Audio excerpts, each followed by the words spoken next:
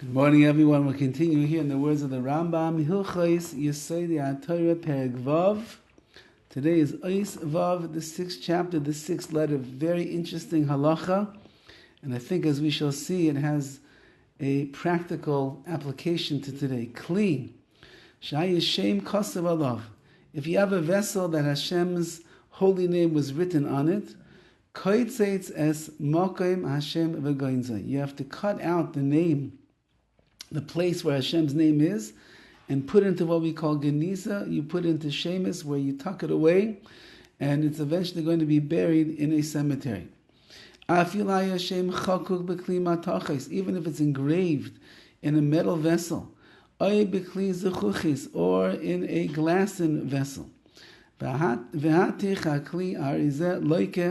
Says the Rambam, if you end up melting down the utensil, which means that you ended up destroying the name of Hashem, so then what does a person deserve? They deserve lashes. Rather, before you melt down the metal or the glass, you need to cut out the place where the name is and put it into Geniza and put it away in the proper way that it has to be treated. Now, v'chein, so too, imayeshem kasav al b'sarai. Let's say that you wrote Hashem's name on your basar, on your flesh. Says the Rambam over here, if HaKadosh Baruch Hu's name is written on your flesh, you should not wash, nor should you anoint yourself with oil, and you cannot stand in a place of dirty filth and stench. It's Hashem's name. So we're going to see what is the issue going to be over here. Let's say that you're supposed to go to the mikveh. So either a man wants to go to the mikveh, let's say he goes on Friday afternoon before Shabbos begins. A woman has her monthly visit to the mikveh for the laws of family purity. So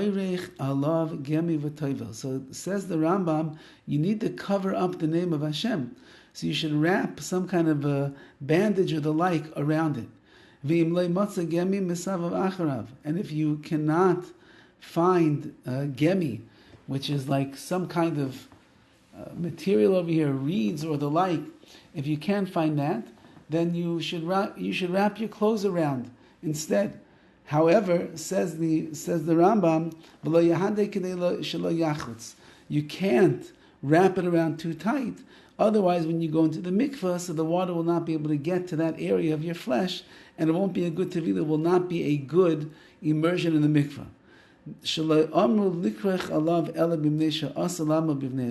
Now, what's the reason that a person needs to wrap this around the name of Hashem that is on their arm? Because you cannot stand in front of HaKadosh Baruch Hu, you're not allowed to stand in front of the name of Hashem, naked. So now, that's why it has to be covered up. When you're washing, that's why it has to be covered up. If you're going to the mikveh, assuming that you are not washing is a problem over there, because maybe you're going to end up wiping off the name of Hashem. Putting oil there apparently also is a problem. Maybe you're going to end up wiping off the name of Hashem. But to bathe and to go to a mikveh with Hashem's name on your body, so you're standing naked in front of God's name, you can't do that. Now this should really be a big issue today. For some reason, it's become quite trendy for Jewish people that are not religious who like to put on tattoos. They put Hashem's name on their flesh. Yud, K, Vav, K. They spell it out. They put Hashem's actual Hebrew name on their flesh. This is a real issue because, as we see over here, they're surely going to take a shower. They're going to go and they're going to bathe. They're going to maybe one day go to the mikveh. So they'll be there in a state of nakedness in front of Hashem's name. Tricky thing, you can't take it off because then you'd be erasing God's name. So you'd have to actually cover it up to an extent in order that it's not exposed at the time that your nakedness is exposed. Have a wonderful day.